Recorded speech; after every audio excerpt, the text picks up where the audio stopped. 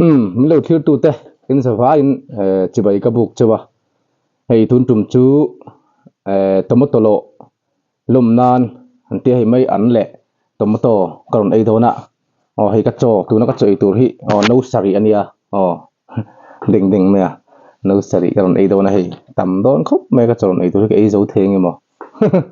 chonin hei tomato pumli pumnga lai ania chon mai an bai kan nun du sak taka min bai ania kan nu chunga lom thu ka soi boka voina hei tomato lo in ron tel pui thei hlau me lom khop mai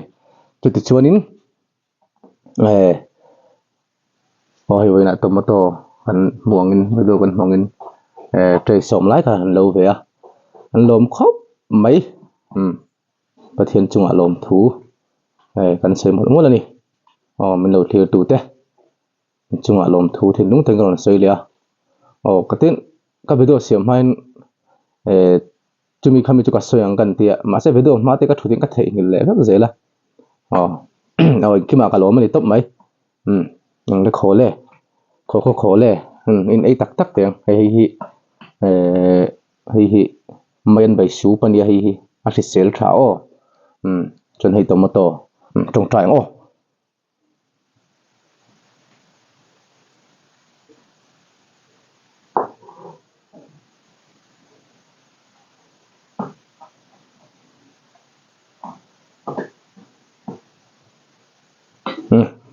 không nghe in ấy trần tiền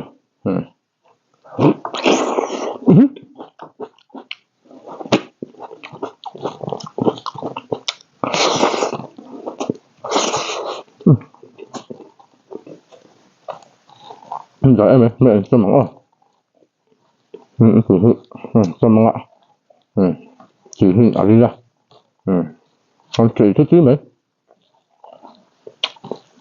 tôi bảo vật ngoài rồi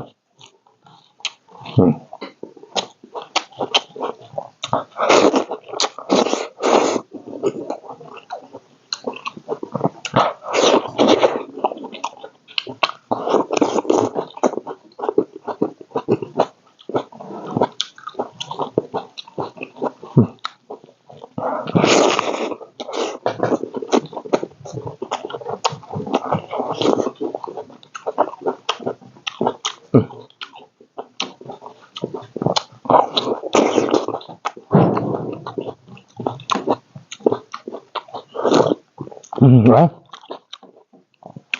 mình lắm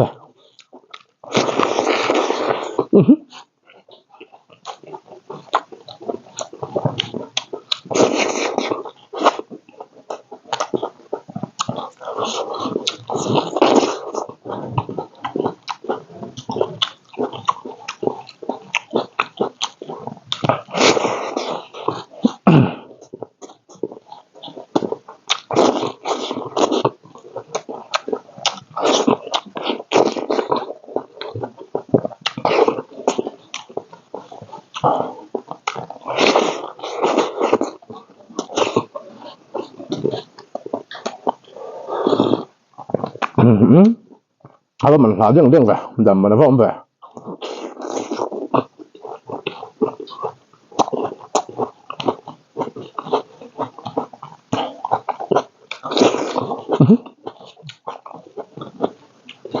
Hả? Nó phát suy riêng riêng về.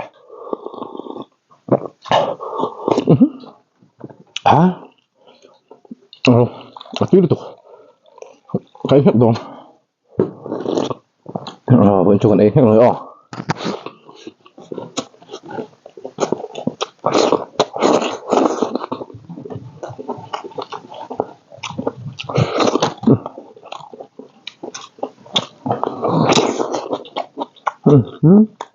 Así được.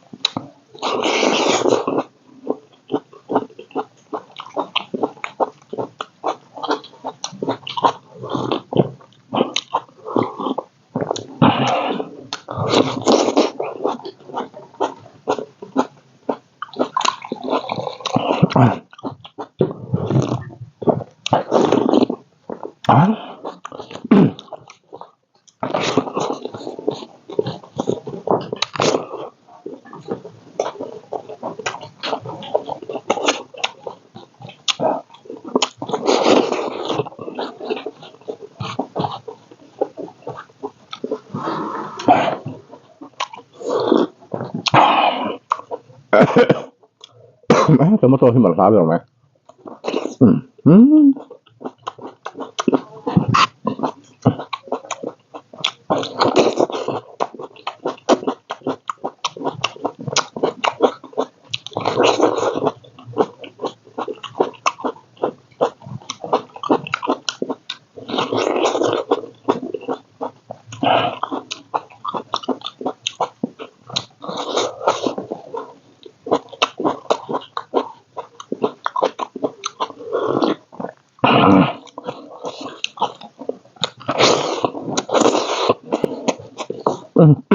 Tua po mẹ hàn hang mẹ hàn chả mẹ xin hang đứt mày rồi từ cho nên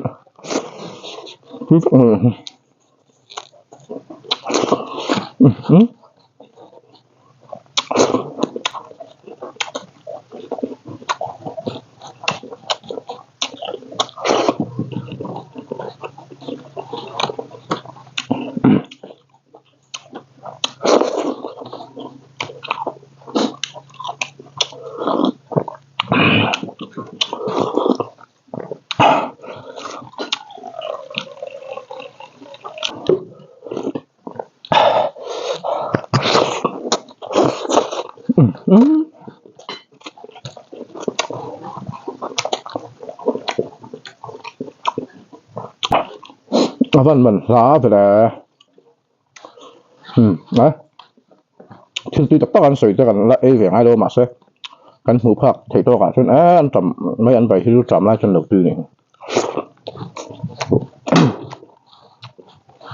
lâu về đâu mình làm khóc mà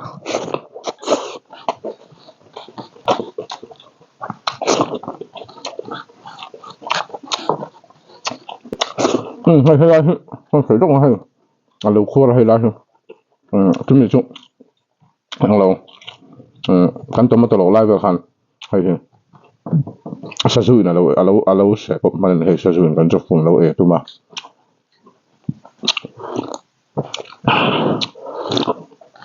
kan trong mình lâu tu không mà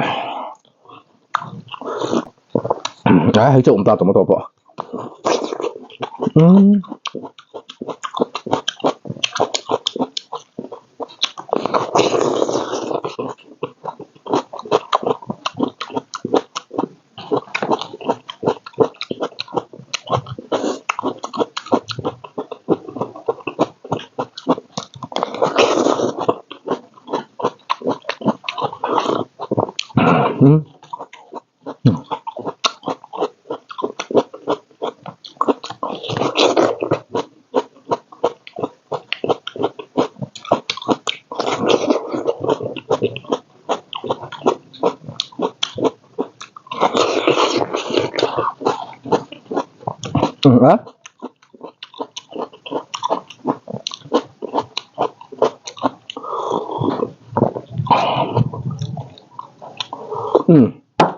á